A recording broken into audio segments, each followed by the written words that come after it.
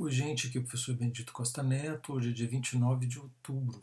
Então, eu estou gravando esse vídeo em particular para a disciplina de Direito e Linguagem do curso de Direito da Escola de Direito e Ciências Sociais da Universidade Positivo.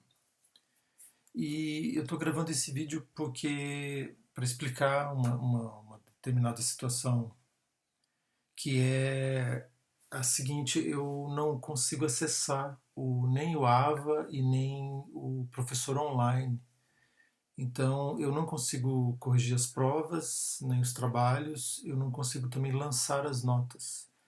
Eu creio que o lançamento de notas esteja complicado para todo mundo, mas eu não consigo sequer avaliar as provas e colocar no campo do AVA o comentário da correção das provas. Então, eu não consigo nem corrigir as provas, tampouco lançar as notas. Então, eu não tenho como fazer.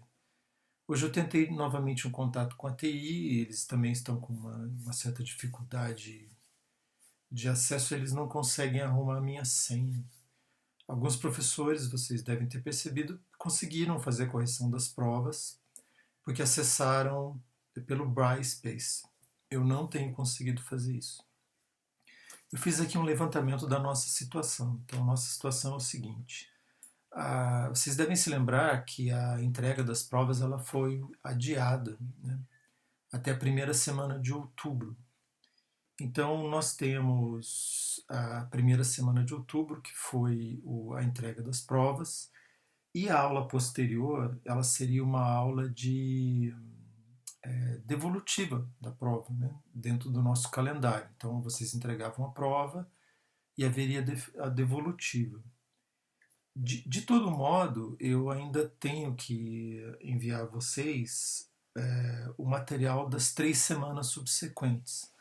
Lembrando que na quarta-feira nós temos aula de 15 em 15 dias, então nós teríamos aqui as aulas do dia 19 e 21 e a aula dessa semana, que era a aula do dia 26.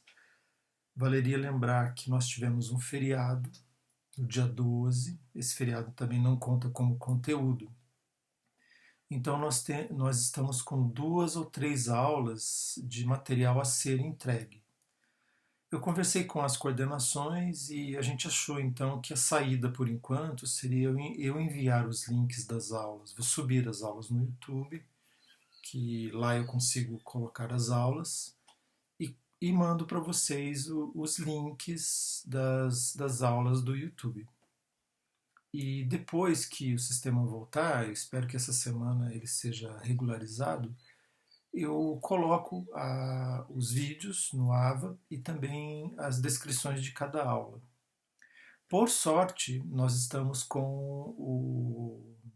o conteúdo adiantado.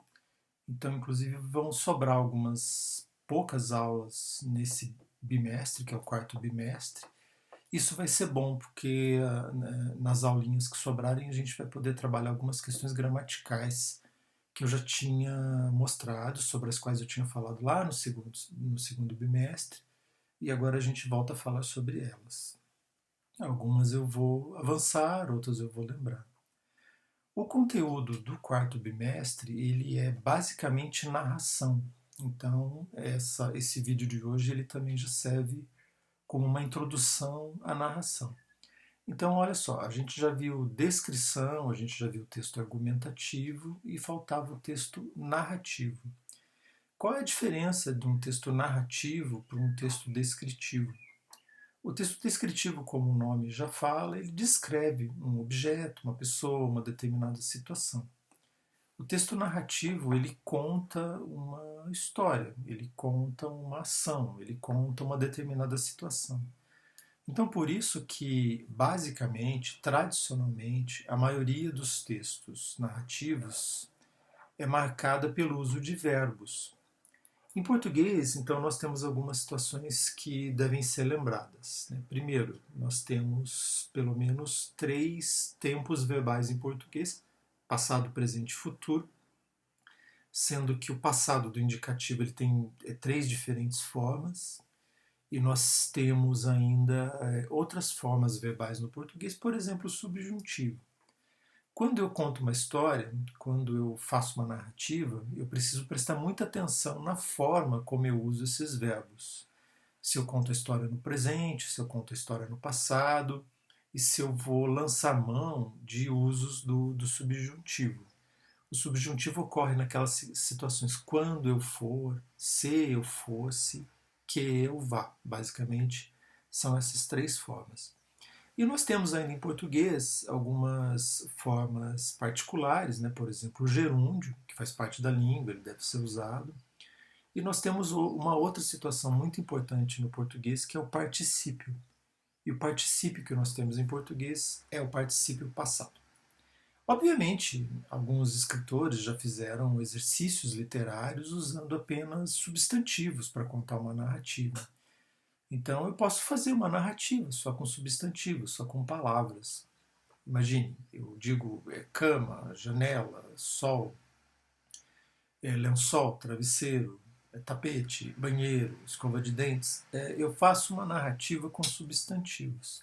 Mas esses exercícios são exercícios literários, eles não servem aqui para o nosso caso, uma vez que nós estamos dentro de um gênero da escrita que eu já expliquei lá atrás para vocês, que é um gênero jurídico, e nós temos também uma tipologia textual que ela é comum, ela é importante e ela é de uso específico no direito. Então, por exemplo, numa petição, eu não vou poder fazer um exercício literário. Numa sentença, o julgador também não vai fazer um exercício literário. Queria aqui abrir um adendo. Já houve casos, até famosos, de julgadores que elaboraram uma sentença na forma de um poema, né? Ou numa forma mais literária. Esses usos são muito raros, muitas vezes eles são ridicularizados até pelo próprio meio, porque nós não estamos no meio literário. Não é proposta do direito fazer literatura nem pela estética, nem pelo uso vocabular, e muito menos pelo discurso.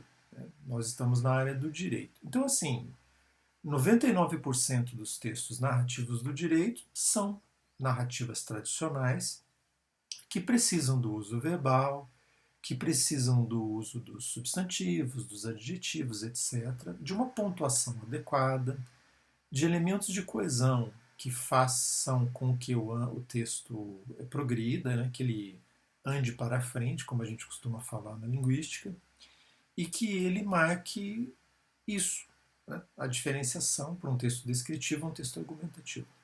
Quando que a narração ela é utilizada no direito? Ué, a gente tem várias situações, por exemplo, no boletim de ocorrência. Nós temos uma narração ali, geralmente. Nós temos narração numa petição também. E em outros textos jurídicos nós vamos ter uma narração. Eu vou colocar para vocês, assim que for possível, eu vou trazer exemplos jurídicos de textos narrativos, para vocês verificarem como se dá a construção de um texto narrativo no direito. Mas, por enquanto, hoje, na aula de hoje, que é dessa semana, nós estamos finalizando o mês, né? Hoje é dia 29. Nós vamos ter, então, essas duas informações. Primeiro, infelizmente, eu não consigo acesso ao sistema. E depois, o comecinho aqui da discussão sobre o texto narrativo, tá bem? Logo, logo eu mando mais notícias para vocês e também mais conteúdos. Se você conhece alguém que não é da sua turma, principalmente quem é DP, e não está na lista do das representantes, por favor, chame essa pessoa, mande para ela, porque eu não tenho acesso sequer aos e-mails da turma nesse exato momento. Não bastasse a pandemia, né? A gente já teve essa outra situação, peço desculpas por isso, mas não é algo que eu possa resolver aqui da minha casa, tá bem? Então, fiquem bem, bom fim de semana, a gente se fala.